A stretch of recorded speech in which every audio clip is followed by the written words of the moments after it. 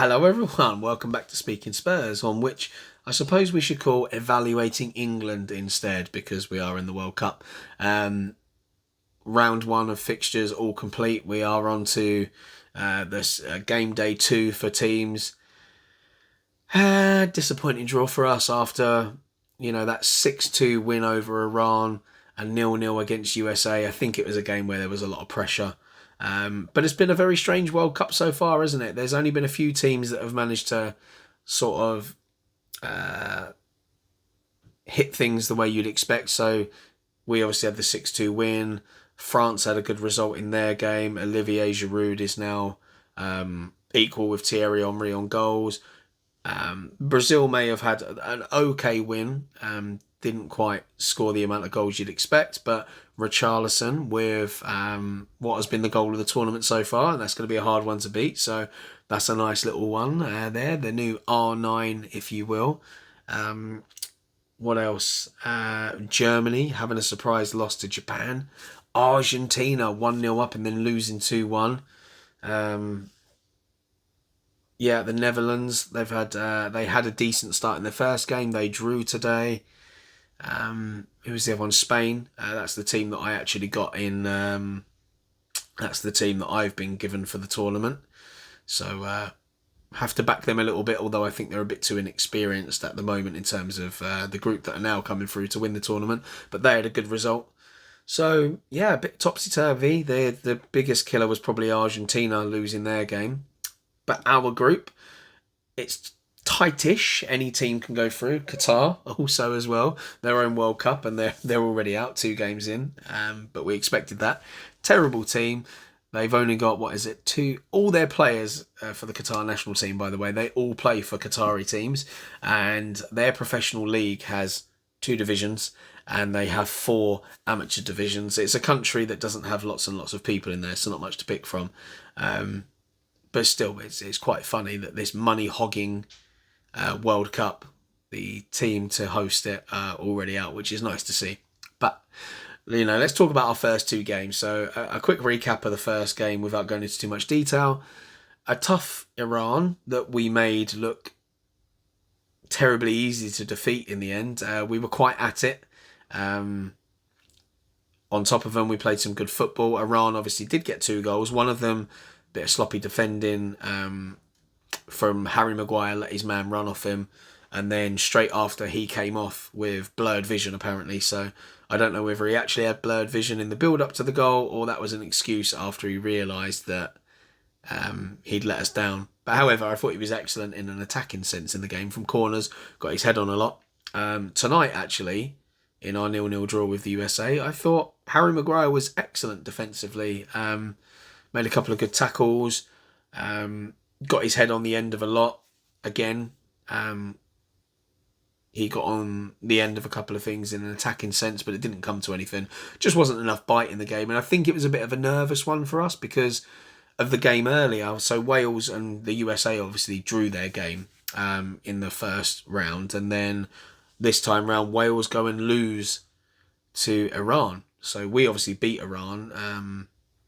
And they're no pushovers. I know we made them look like a rubbish team, but Iran have got some decent players and they're defensively quite solid. Before our game, they'd only lost 2 games in 22 matches, which is unbelievable. They topped their qualifying table. They're no mugs, and they proved that tonight. I think Wales, it's a bit of a hard one for them. It's strange that they've qualified for this World Cup at a time when there's a lot of players that are not quite in their pomp anymore. Gareth Bale, the fitness is a bit of an issue. Aaron Ramsey looks like he can't get on the end of much anymore. He's sort of taking first touches and not able to get to the second touch. Joe Allen obviously dropping down divisions and has his own injury problems. Joe Rodon, our own player, looked pretty ropey in the first game. Ben Davies was pretty solid, to be fair to him. Was quite impressed with him.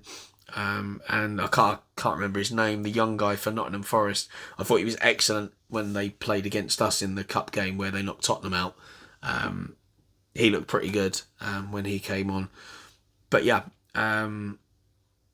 so it's a very openish group, but we will secure our spot unless we get thumped. What is it? If we have a 4-goal defeat against Wales, which I can't see happening. And in this game, the closest that anyone got was Pulisic hitting the bar for the Americans, and they will progress as well if they get a win over Iran in the final group game.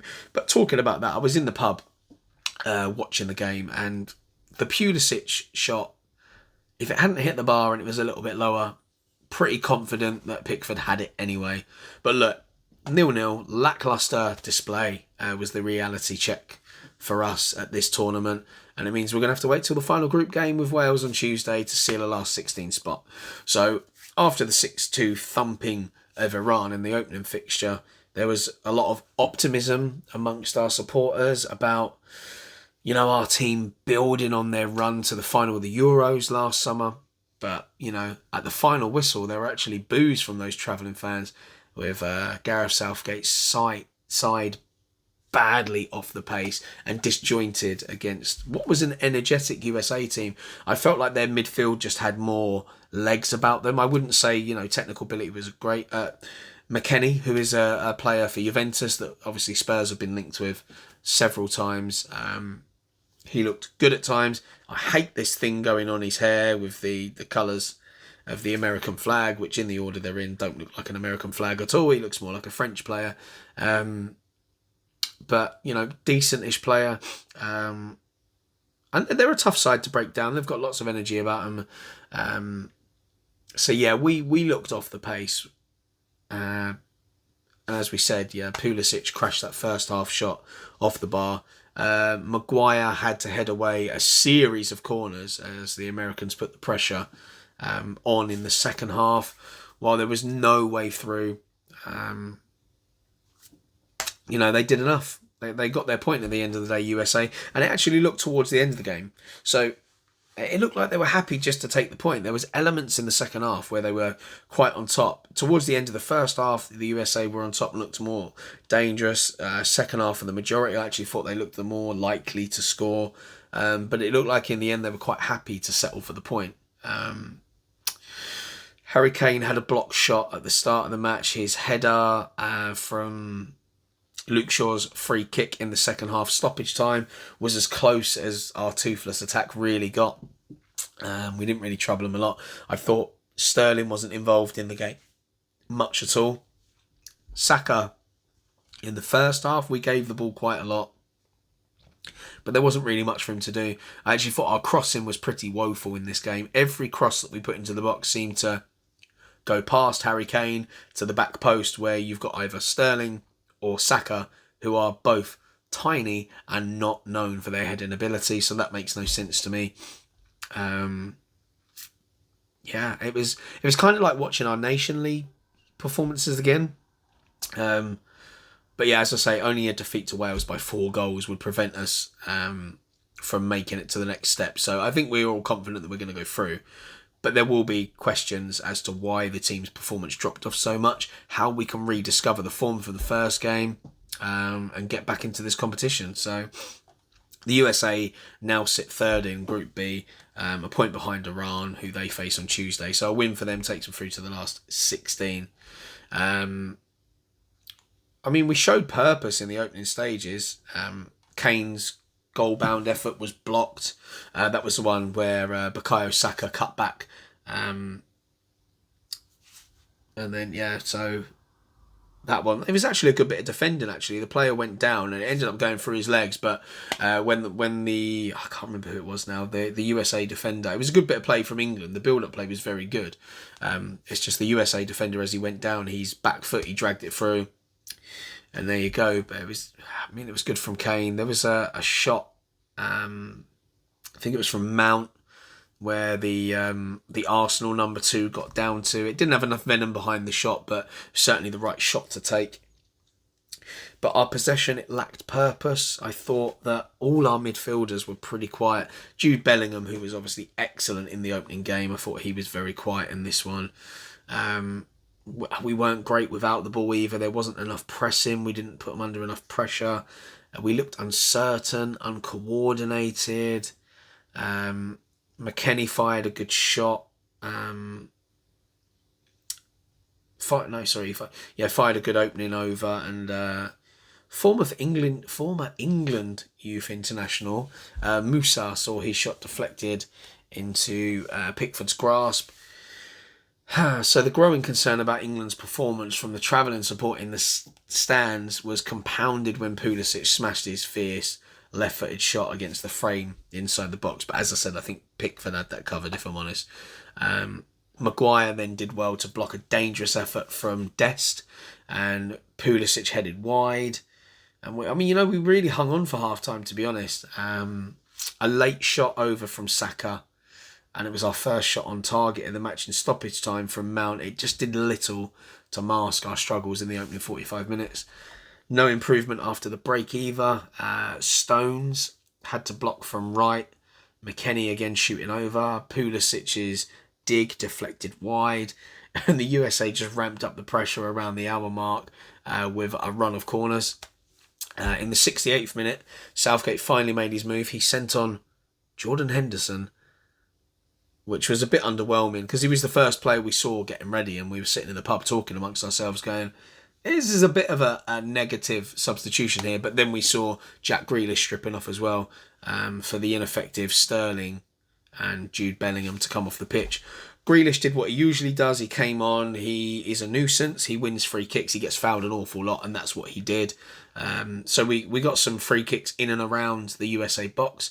So Kane's header from Shaw's cross in the final moments flew wide, and that was a massive, massive, massive chance. But to be honest, it's hard because he got barely any chances throughout the game. The service that he was getting was nigh on non-existent. So, but I mean, a lot of us in the pub, we were asking for Foden to come on, and Foden left on the bench. There will again be questions about the adventurousness of England manager Gareth Southgate. He's very pragmatic, and it showed in this game. One of my criticisms of him, and it was a criticism that Micah Richards spoke about before the first game kicked off, saying that, sometimes, he makes substitutions too late. And again, that was the case. But, we actually had a turgid draw with Scotland in our second group game at the Euros, and we went on to make the final. So, this could be the kick in the teeth that we need. I was going to say another word, but I won't. The kick in the teeth that we need to spur us on after a great opening game to a poor second game. So hopefully we can be spurred on for the next one. The supporters, they'll be hoping that this ultimately will be seen as a point and a clean sheet, which takes England forward in this World Cup rather than an example of our limitations. But it wasn't great at all. I was quite frustrated. I was bored during this game. That's probably the best way to put it. I was bored throughout the whole game. So the team was it was unchanged as well from the first game. And I actually think after Wales lost their game, I think we should have gone for it a bit more. So the lineup was, in both of the games that we've had so far, Pickford in goal, Trippier, Stones, Maguire and Shaw in defence, Bellingham, Rice and Mount in midfield, with Saka and Sterling and Kane further forward.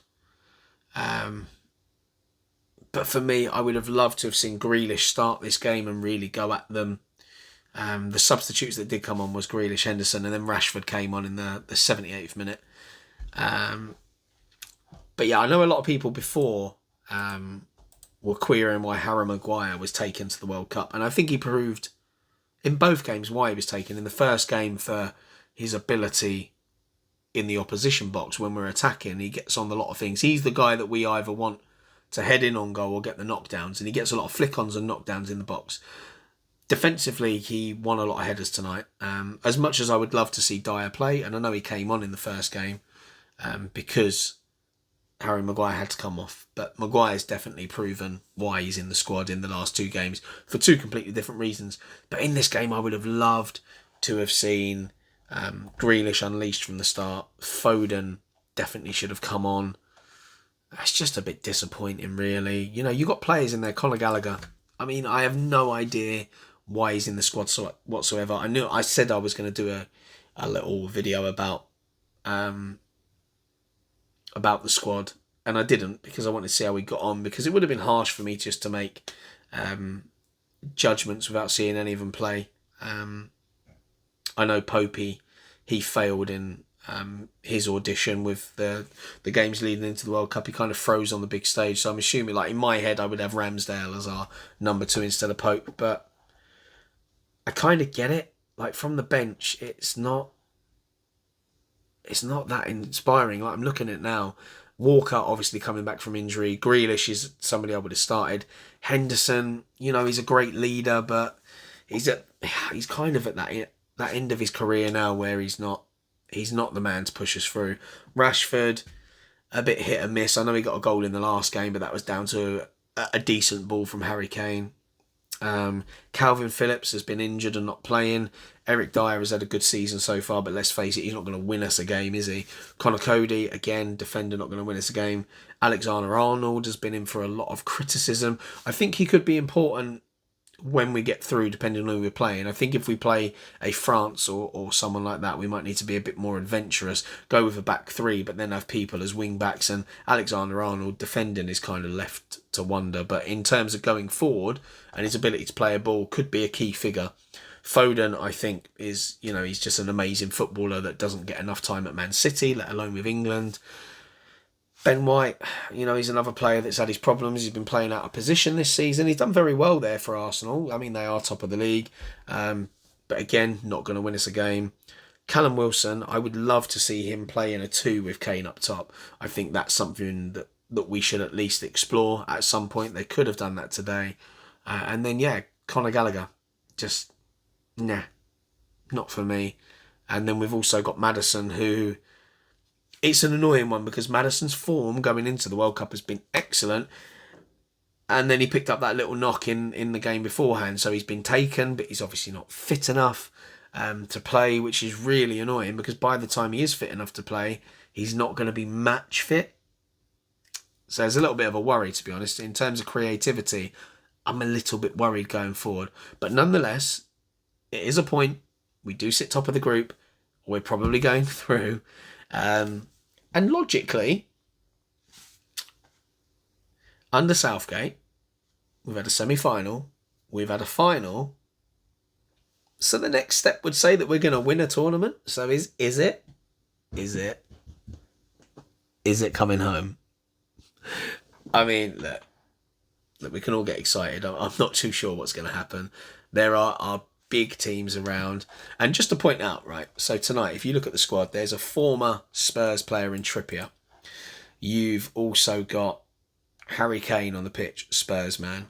Kyle Walker, former Spurs man. Eric Dyer, current Spurs man. And then if we have a look at the USA squad, so we've obviously got Weston McKennie, who is someone that we've been looking at. But on the bench, you've got Cameron Carter-Vickers, former Spurs man. DeAndre Yedlin, former Spurs man. There's quite a lot of current and former Spurs players in this World Cup. So, we obviously do something right in the recruitment department. But yeah, interesting World Cup so far. Difficult day for us. It is something that we're going to have to work here. It's not going to be an easy tournament whatsoever. There's a lot of difficult teams about. And I do think international football is closer than it's ever been. And our group, although you might not see it, is probably one of the most difficult because our group is the only group in the whole of the World Cup where every single team is in the top 20 in the FIFA rankings. So yeah, the other results from today. What have we had? Senegal beat Qatar 3-1. Ecuador managed to come back into their game against the Netherlands for a 1-1 draw. What else have we had in the World Cup so far?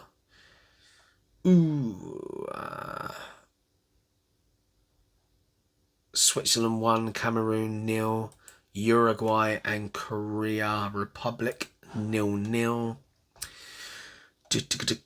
Portugal beat Ghana 3-2. So that was a game where Cristiano Ronaldo, after being announced that his contract has been terminated at Manchester United, he scored the penalty. And then Ghana levelled.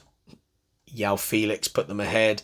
Leao put them further ahead, and then Bakari scored in the 89th minute to make that a 3-2. So edgy there. I mean, Ghana have been one of them teams over the years that have always kind of been on the cusp of being a decent team, but never got it. Obviously, Brazil got their win against Serbia 2-0. Both goals scored by a Tottenham Hotspur man in Richarlison. What did we have on Wednesday? Croatia with former Spur Modric. They had a 0-0 draw against Morocco. Obviously, Japan beat Germany 2-1. Spain 7-0 against Costa Rica. Belgium managed to get their win against Canada in the end. That was a tightly fought contest. 1-0 to them. Former Spurs players in that one as well.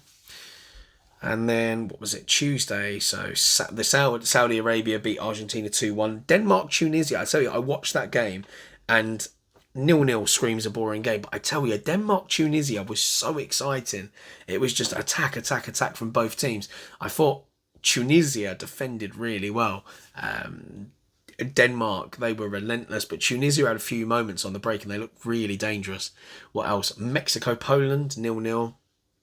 France beat Australia 4-1, and that was after they went behind to Australia. It's been mental. What else did we have? Monday. So that was the day 6-2 against Iran for us. The Netherlands beat Senegal 2-0. USA, Wales 1-1. And then obviously the opening day of the World Cup was when Ecuador beat Qatar 2-0.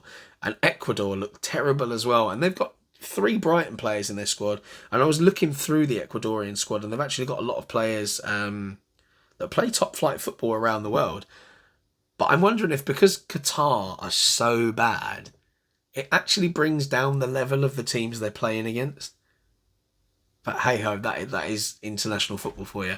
But I think for the rest of it, it just goes to show what can happen. Like Argentina losing their game, like they're 3rd in the world, and Saudi Arabia, can't remember where they're ranked. I'm just going to check it up. FIFA World Rankings. I think they're around like the 50th mark or something like that.